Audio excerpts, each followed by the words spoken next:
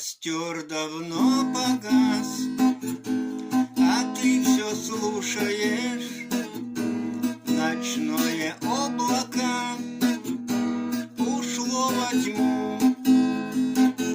Я расскажу тебе, как жил с цыганами и как ушел от них, и почему. Я расскажу тебе, как жил с цыганами и как ушел от них, и почему.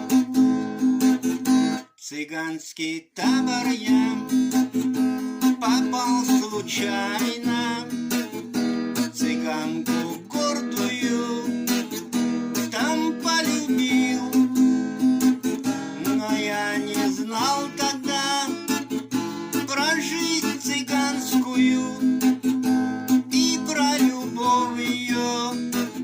Тогда не знал, но я не знал тогда про жизнь цыганскую и про любовь ее. Тогда не знал. Однажды вечером сгрустнулось что-то мне, и прогуляться я пошел к реке.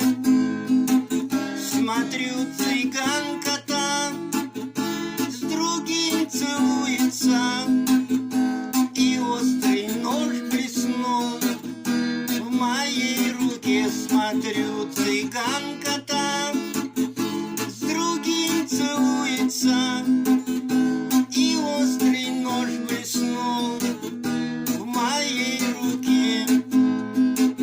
Цыганка стройная вдруг стала бледная и тихо молвила: я птица вольная, я птица вольная, люблю цыгана я, и за любовь свою я жизнь отдам. Я птица вольная, люблю цыгана я, и за любовь свою я жизнь отдам.